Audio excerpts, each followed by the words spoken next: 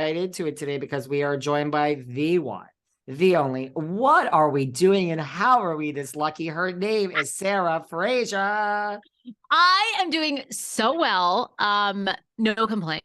You know, I just had 10 days off vacation in Maine with my 2-year-old son, which really any parents listening know this. When you go on vacation with your children, you're not on vacation. You're just babysitting them in a different spot. So, yeah, I am ready for him to be back in daycare ASAP, and I need a break.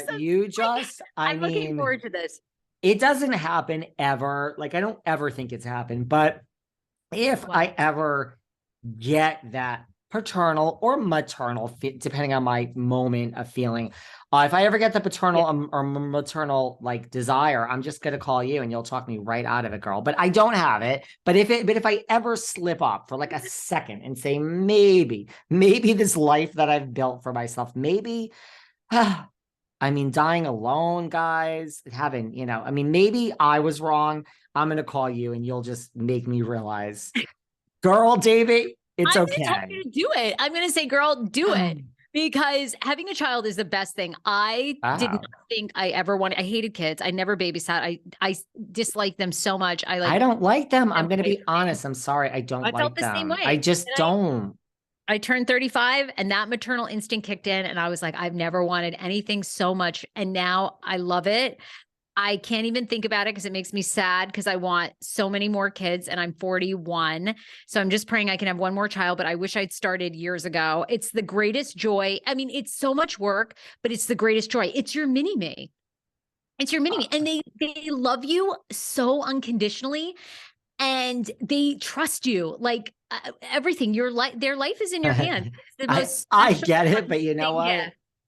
No, it really doesn't. I don't need to be loved unconditionally. Actually, it makes me really fucking nervous when people love me unconditionally. Second of all, this proves I am not a narcissist because I don't need a mini me. One of me is, trust me, for most people is enough. And, what if you have a child and you raise the child and they turn out to be Jen Shah?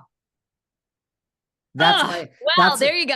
That's my segue, honey. Well, I'm not worried because if my child turns out to be her, I'll fucking kick her ass. And I would be on social media being like, here's what my daughter did today to make, some sort of payback to the victims, because all we hear about from her fucking legal team, which by the way, now wants to recuse themselves from being her legal team because she can't pay her bills.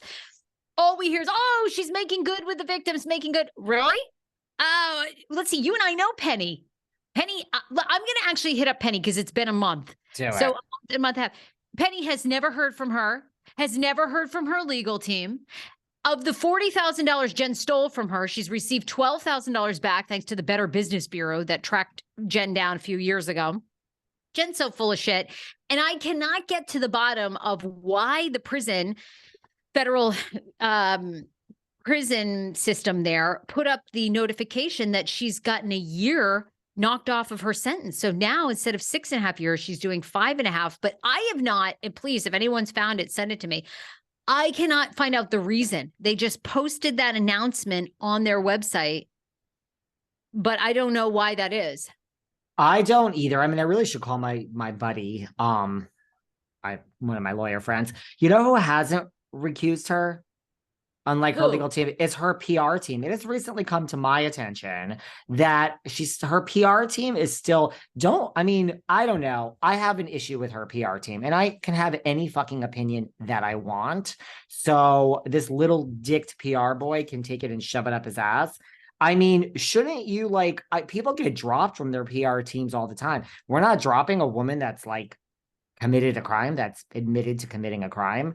Do what you want to. I don't give a fuck. Keep running your sweet little ass around West Hollywood. But and who's paying for them? Who's paying their bill? No clue. She has a PR team when she owes over $6 million in restitution. I have an email that says, that they're not happy with me about, some things I say about her. Well, guess what? It's America, and I'll say any fucking thing I want. Now, Kim and I just got done. Sarah's like, when were you going to tell me this? Guys, it's like I tried to say on Saturday night when I was in the Hamptons before I flew to here in New York.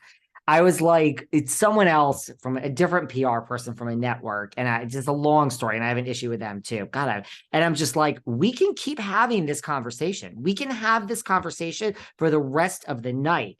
But whatever you say can and is going to be used against you. I will be sharing it with a mass audience tomorrow morning. So just whatever you want to say to me, go ahead. I'm going to share. So yes, her PR team is not pleased, which probably means they're not pleased with you either, sweetheart. But they're not pleased with what, I have said about this. She's a fucking criminal. Exactly. She's a fucking criminal. Get over it. Like, I mean, the fact that she even... Who's paying their bills? Because her own Chaudhry Law in New York City wants nothing to do with her because they've made multiple attempts to collect. Jen and Coach have promised in an NBC news story, said $1 million. Oh, we're going to pay. They don't have 2 nickels to rub together. She's so full of it. And it could be pro bono. I mean, a lot of people want a lot of... in the industry, Sarah. Who wants that? Like, who's going to put on their website, our client, Jen Shah? I want their email address. I want to email these people. And guess what? If you're going to now, after this comes out, claim you don't represent her, I mean, I have a fucking receipt where you just said, oh my God, post it. I want to see. We're not happy with how you speak about our client. Fuck you. You're not, I mean, there's a lot of things today that I'm not happy about. Okay. Get over it and stop wasting my time. And guess what? What? Send it to Doug. Send it to Doug. Lalo might want you to send it to fucking Daryl. Well, let me tell you, my fucking shark ass motherfucking animal, his name is Doug. So next time, anything you don't like, send it to Doug. Okay. And my animal lawyer will eat you for breakfast.